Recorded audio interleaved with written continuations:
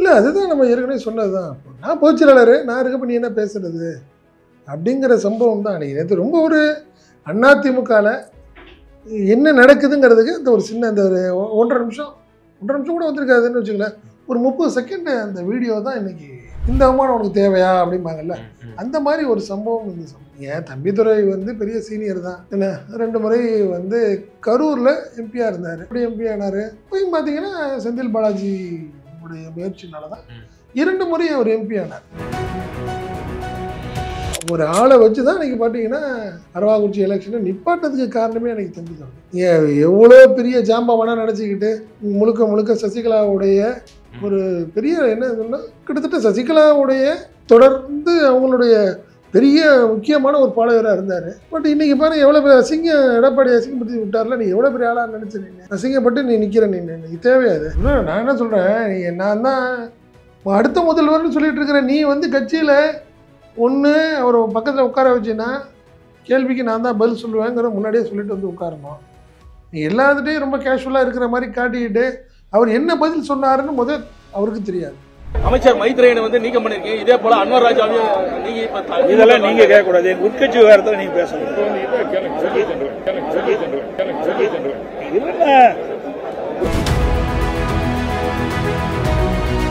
ஜெர்மனிக்கு ஒரு பத்திரிகையில் செய்தி வருது, இதெல்லாமே போட ஆரம்பிக்கிறாங்க. காரணம் என்னன்னா, நீங்கள் ஒதுங்குறீங்க, தலைமையை விட்டு ஒதுங்குறீங்க, முக்கியமான நிகழ்ச்சிகளை கலந்துக்கிறது இல்லை. அப்படிங்கிறப்ப இது இயல்பான ஒரு விஷயமா இல்லை, ஒதுங்குறீங்க. வேற ஒரு இடத்துக்கு போகிறதுக்கு முயற்சி பண்ணுறாருன்னு சொல்கிறதுல என்ன தப்பு?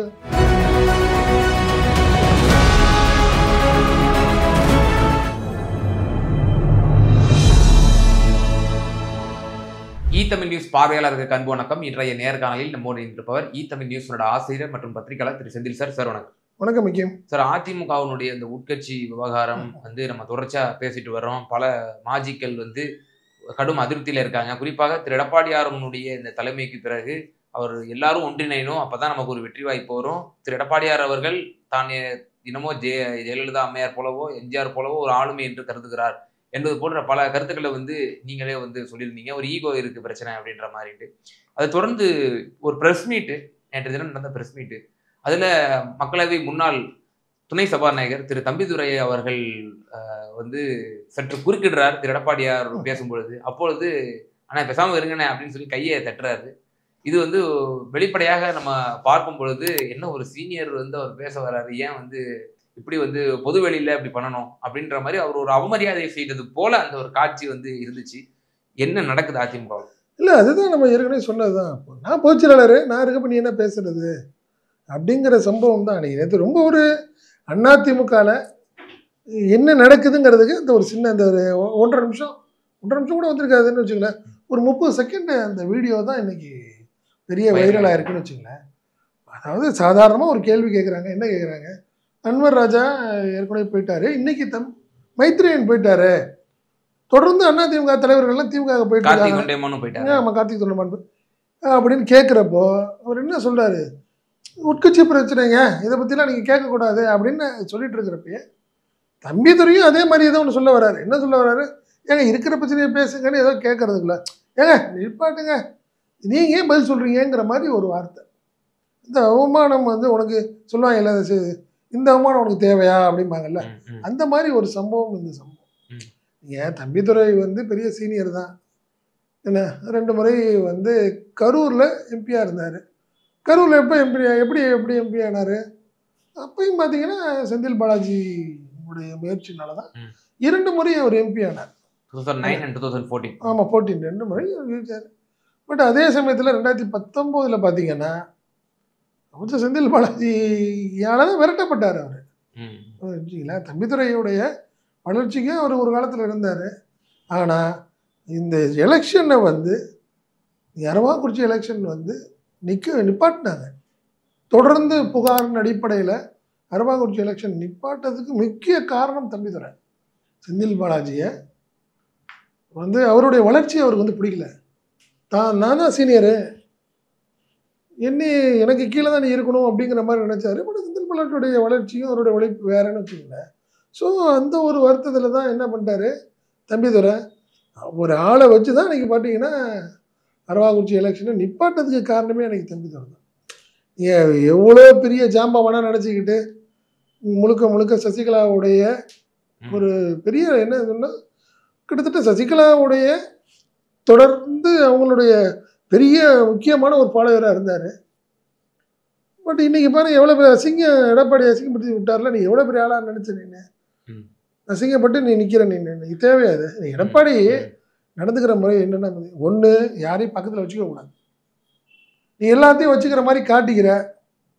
ஆனால் பதில் சொல்லுறதுக்கு யாராவது ட்ரை பண்ணாங்கன்னா நீ அவமானப்படுத்திட்டா இது எல்லா கட்சியிலும் நடக்கிறது தானே சார். இப்போ அவர் வந்து ஒரு டிஸ்டர்பன்ஸ் ஆகுது அவர் பேசுறதுனால ஆனா கொஞ்சம் இருங்க அப்படின்னு சொல்றது இல்லாம அவமரியாதை எடுத்துக்கணுமா? உதாரணத்துக்கு பாஜக உன் கண்ட்ரோல்ல இல்லைன்னு அர்த்தம். கட்சி உன் கண்ட்ரோல்ல இல்லை. இப்போ நீங்க சிஎம் இருக்காருங்க, சிஎம்கிட்ட கேள்வி கேட்டுட்டு இருக்கப்போ பக்கத்துல நேரு இருப்பாரு, இந்த சைடு செந்தில் பாலாஜி இருப்பாங்க. எதாவது பதில் சொல்லுவாங்களா? கேட்குறேன் நம்ம சொல்லுங்க. கட்சியோட தலைவர் அவர் தான், பேசுவாங்களா? ரெண்டு சம்பவம் நான் மேற்கொள்ள இருக்கேன். ஒரு சம்பவம் இது வந்து பல கட்சியில் நடந்தது தான். பாட்டாளி மக்கள் கட்சியில மருத்துவர் ராமதாஸ் ஐயா, இது வந்து இந்த பிரச்சனைக்கெல்லாம் முன்னாடியே அப்போது அவர் பேசும்பொழுது அவர் சில டைம் மறதி ஏற்படும். அவரோட வயது முதிர்வு காரணமாக அதை அருகில் இருந்தவர் எடுத்து கொடுத்தார்.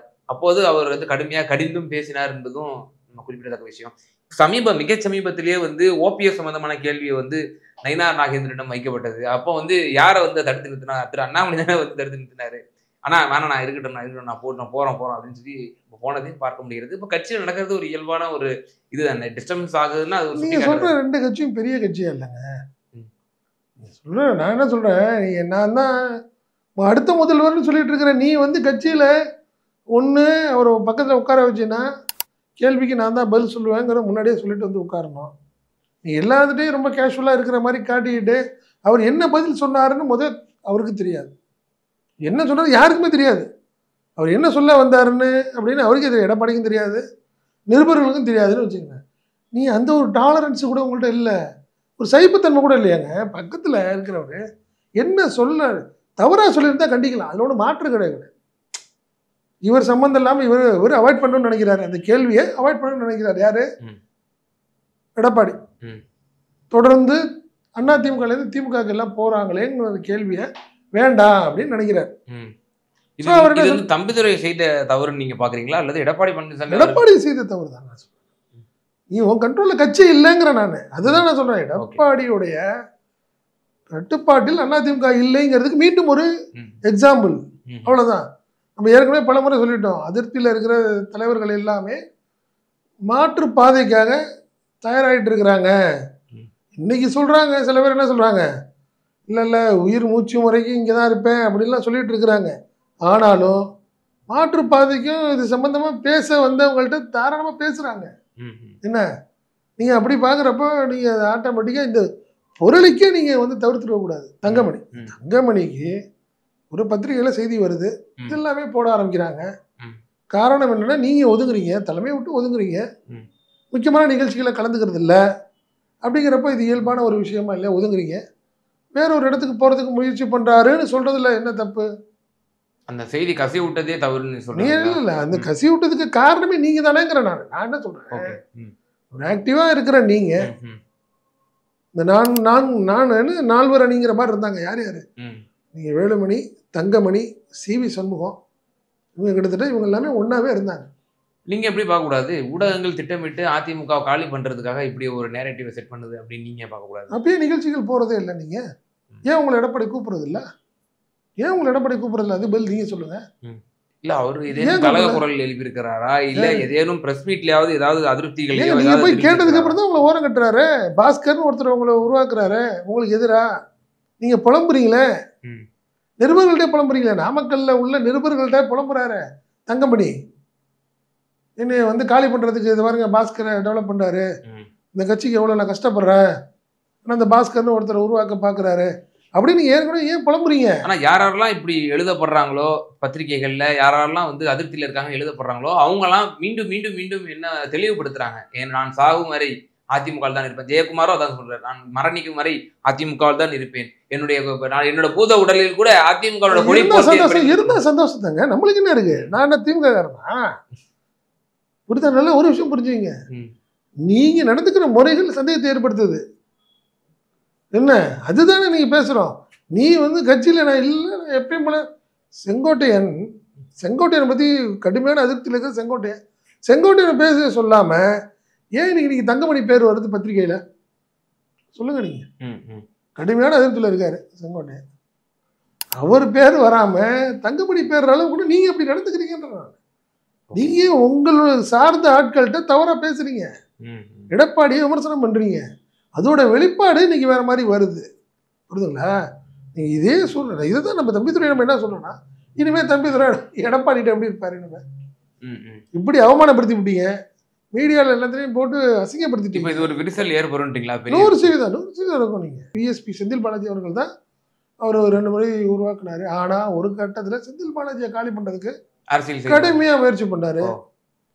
இன்னும் சொல்ல போனால் சில அது என்ன சொல்லுது, பண நெருக்கடியெல்லாம் பெரிய லெவலில் நடந்துச்சு. பெரிய லெவலில் அவர் நிரம்பி செந்தில் பாலாஜி தரப்பில் செலவு பண்ணாங்க. அவருக்கு செலவு பண்ணிட்டு காசு கூட தரலங்க. தம்பி ஓடி போயிட்டாருங்க, கரூருக்கு வர மாட்டாரு. இப்போ பார்த்தீங்கல்ல, நீ பெரிய லெவலில் கோடிக்கணக்கான பணம் இவரை நம்பி செலவு பண்ணாங்க, செந்தில் பாலாஜி தரப்பில் பண்ணாங்க.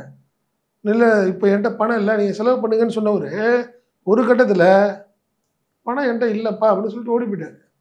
அதனால் நீ எல்லாத்தையும் அவமானப்பட்ட அசிங்கப்படுத்தின, எங்களை அசிங்கப்படுத்த நடத்த இன்னைக்கு ஒன்று ஒரு ஆள் அசிங்கப்படுத்திடுச்சு. அதை தான் நான் சொல்கிறேன். நீ கரூரில் ஒரு எல்லாம் சந்தோஷப்படுறாங்க, நீ எல்லாத்தையும் அசிங்கப்படுத்தல, ஒன்னே இன்னைக்கு அசிங்கப்படுத்திட்டாரு எடப்பாடி. சரி, இப்போ இறுதியான கேள்வி. இப்போ நீங்கள் சொல்கிறதெல்லாம் பார்க்கும்போது ஒவ்வொரு சீனியர்ஸு காலம் தொட்டு இருக்கக்கூடிய சீனியர்ஸ் 72லேருந்து இருக்கக்கூடிய சீனியர்ஸ் தான் வந்து இப்போ கடும் அதிருப்தியில் இருக்காங்க. திரு எடப்பாடியாரோடு செங்கோட்டையனாக இருக்கட்டும், விலகி அன்வர் ராஜா, இப்போது தங்கமணி, அடுத்து தம்பிதுரை, இப்படி லிஸ்ட்டு நீண்டுக்கிட்டே போய்கிட்டு இருக்கு. எல்லாருமே வந்து இவர்களோட சீனியர், திரு எடப்பாடியாரை விட சீனியராக இருக்கிறாங்க எல்லாருமே. இவர்களுடைய பகைகளை வந்து சம்பாதிச்சார் அப்படின்னா அதிமுகவுடைய எதிர்காலம் என்னவாகும்? உண்மைதான். ஆனால் இன்னொரு விஷயம், யங்ஸ்டர் தலைவர் யாராவது சொல்லுங்க, இளம் தலைவர்களை சொல்லுங்களேன். அதிமுக இல்லை மூத்தவர்களாகவே இருக்கட்டும், சீனியராகவே இருக்கட்டும், இளம் தலைவர்கள் யாராவது சொல்லுங்க. ஏன் விஜயபாஸ்கர் இருக்காரு, எம்ஆர் விஜயபாஸ்கர் இருக்காரு, எம்ஆர் விஜயபாஸ்கர்லாம் 60 வயசுக்கு மேலே ஆகுதுங்க. ஏங்க நீங்க விஜயபாஸ்கருக்கு வேணா 50-55 வயசு இருக்கலாம், 50 வயசு இருக்கலாம். நீங்க எம்ஆர் விஜயபாஸ்கர் முடிஞ்சு போச்சுங்க, அவர்லாம் முடிஞ்சு போச்சு. அவர்லாம் ஏங்க நீங்க அவரை போய் இளமைன்னு கொண்டாந்தீங்கன்னா அசிங்கமா இருக்கு. ஏன்னா வேற சொல்லுங்க. நீங்க நான் சொல்றது ராஜ் சத்யன், ஜெயக்குமார் பையன், இப்போ அவங்களெல்லாம் ஃப்ரண்ட் லைன்ல விடவே இல்லையா எடப்பாடி? நீங்க உட்கார வச்சுக்கிற பக்கத்துல களத்துல நிக்கிறாங்களா சார்? சென்னையில ஏதாவது இஷ்யூஸ் வந்துச்சுன்னா அவங்க தான் முதல்ல களத்துல. யாரு நிக்கிறா? ஜெயவர்தனே போன்ற போட்டோ காட்டுங்க. நீங்க நான் காட்டுறேன் சார். நானே ஒரு முறை வந்து நான் சொல்றது இப்ப நான் சொல்றேன். நான் இந்த 6 மாசத்துலயோ 1 வருஷத்துலயோ ஜெயவர்தனா தலைமையில ஏதாவது நடந்திருக்குது, ஏதாவது பண்ணிருக்காரு. யங்ஸ்டர்ஸையும் இவர் டெவலப் பண்ணலங்க. இப்ப கூட இருக்கிற சீனியரையும் அவர் ஏத்துக்க மாட்டேங்கிறாரு. அதுதான் நம்ம சொன்னதுதான். எடப்பாடிக்கு எல்லாத்தையும் அனுப்பிட்டு கட்சியில நம்ம வந்து கிளீன் பண்ணி வச்சுக்கணும்னு நினைக்கிறாரு. அந்த கிளீன் பண்றதுங்கிறது அதிமுகவே கிளீன் ஆகிடும் இப்படி பண்ணாருன்னா. அதை தான் நம்ம சம்பவம்ங்கிறது எடப்பாடிக்கு அசிங்கம். தம்பிதுரை கடந்த காலங்களில் பார்க்குறப்போ தம்பிதுரைக்கு மிகப்பெரிய அசிங்கம். ஆமாம், இதுதான் இன்னைக்கு அதிமுகவுடைய யதார்த்தமான கால சூழ்நிலைங்கிறத நம்ம இந்த படம் பிடிச்சி காட்டிட்டாங்க 2 பேரும். நிச்சயமா சார். அதிமுகவுடைய இந்த சமகாலத்தில் நடந்து கொண்டிருக்கக்கூடிய இந்த சமாச்சாரங்கள் சம்பந்தமாக எங்கள் நேயர்களுக்கு ரொம்ப தெளிவாக உங்களோட கருத்துக்களை பகிர்ந்தீங்க. மிக நன்றி.